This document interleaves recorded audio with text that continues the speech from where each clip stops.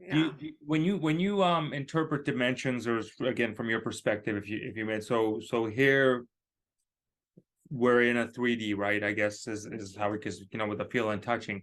Yeah. Is it a, from your perspective, is it are we in these different dimensions throughout the day, meaning like depending on your vibration, or do you have to literally die to get to level up to another one where we're at right now?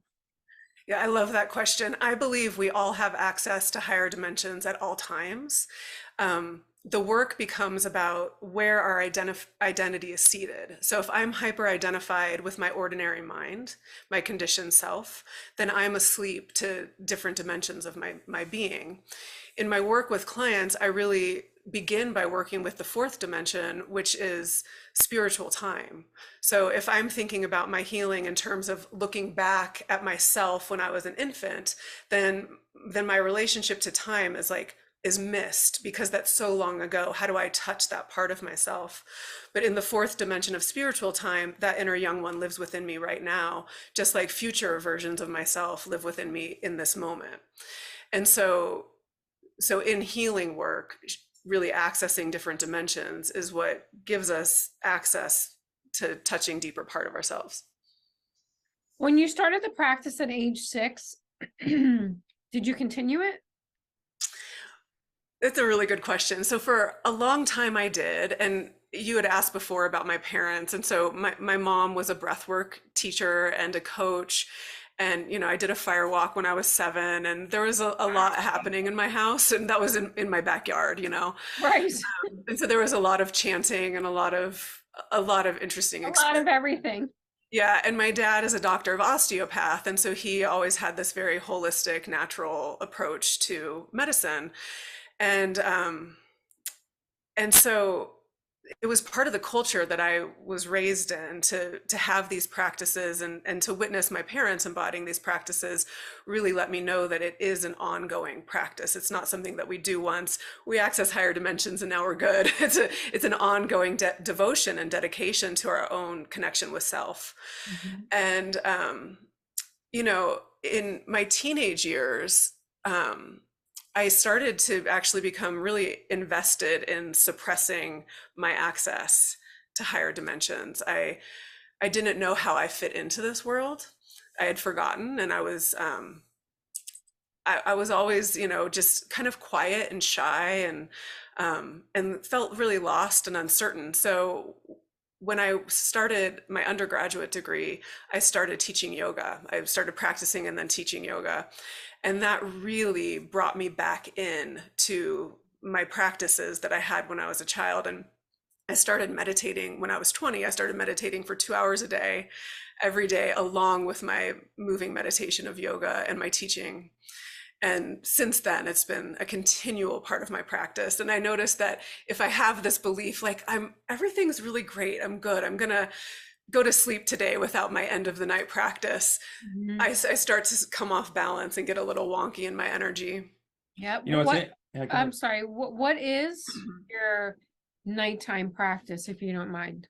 Yeah, so I have a morning and a nighttime practice. And so, You're both. yeah, so I believe that beginning my morning by getting really intentional about where I want to live from, and accessing my alignment and saying a prayer. So sitting quietly in meditation first, and then saying a prayer of guidance. And I can share that with you if you'd like. I say, may your wisdom, your truth, and your love and your vibration be at the center of all that I think, all that I say, all that I feel, all that I do, and all that I am. Please guide my actions and make clear the way. And so even if I have a short amount of time, I have young children, I teach graduate school, I have a private practice, I'm writing my 3rd book, like I've got a lot of stuff to do, but that practice is my anchor and sets me clear in the morning. Mm-hmm. And then at night, I do a forgiveness practice where I ask for forgiveness from anybody who I offended that day, either knowingly or unknowingly. That's very good. And I look through on the energetic field, and I apologize to the spirit of anybody who I might have offended. And then I forgive those who've offended me that day, either knowingly or unknowingly. And I just clean up the energetic field so that I can rest. I'm gonna That's a start doing that. that's a legit Excellent. spiritual shower, if you will. Yes. You know what I mean? It's That like is cleaning it up, fantastic. like shake off the day from before like this. Yeah. So do you believe, as far as dimensions, is this, do you believe this where we're at right now, is this considered a trauma dimension? I wouldn't label it as such. I would label it as a learning dimension. Learning It's a life school, if you would. Like it's where our souls have come to really integrate what it is that we're ready to fully embody. And I'm a strong believer in embodying the message that we teach. And so for those of us who are called to go deeper into our own healing, we are a reflection of that in the world around us. Do you think that from your works, from what you've gathered so far, did we make conscious choices to come here, or is it something that boom, okay, where we at? You know what I mean? No, did we kind of get dropped here? Like what have you been able to understand from all that? Yeah, so in my memory of choosing this life, I have a clear felt sense of like my soul thought it was a really, really good idea to come here and experience pain so I can heal. And then I was here and experiencing pain and was a little I felt trapped. My soul felt trapped by that pain. And so this isn't the question that you're asking, but for me, the work has really been about bringing that higher consciousness to the pain, bringing awake awareness to the pain, and loving every element of my wholeness, which includes human flaws and human limitations. I would love to hear your perspective on reincarnation. And I'm asking that because you seem like you really got your shit together in this lifetime. So do you feel like you're going to have to come back again? It's interesting because the first 20 years of my life was so karmic. I was like, in abusive relationships, and I had the fall, the near-death experience, had so much pain and trauma in those first 20 years. And so right now, I really feel like I'm like in flow with the river of life, where I'm really here to serve. Like I think of myself as a servant, and that is all I know. Like I don't know what's going to happen next, but I do know that if I come back here, I love life. I love being me, and I feel so grateful for the opportunity to serve if that is in my future again. So you don't look at Nice. this as like, okay, prison. we don't look at this as a prison planet, or you don't look at this as a great escape. Do you think there's anything to the, okay, I know everybody's got their own versions, but do you think there's anything to like events like such as flashes or things like that, solar flashes or specific things that are on their way to elevate us as a society, or is that just always work in progress from your perspective?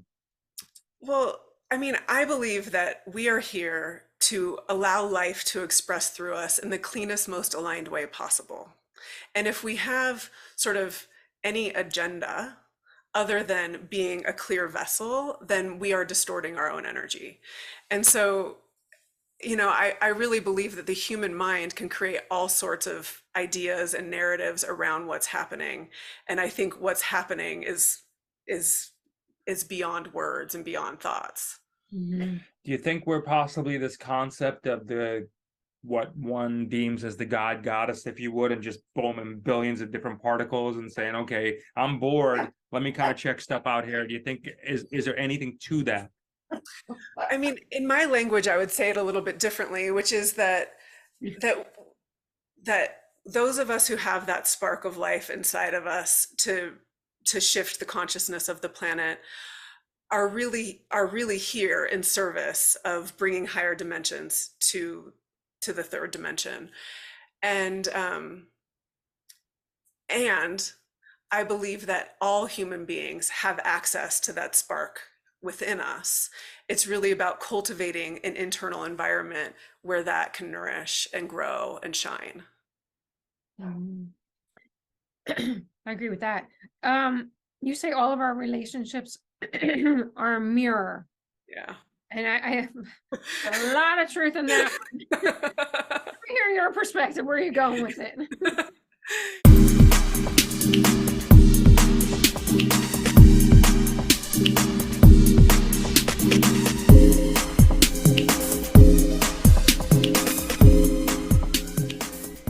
But if you're looking for that instant gratification for your skin, like if you're like, you're looking in the mirror and you're like, geez, I just wish I could just go a little bit tighter, a little lift every day. This is a little this is it. You know, I said the other day, it's like everybody loves to have a great hair day, but how about having a great face day?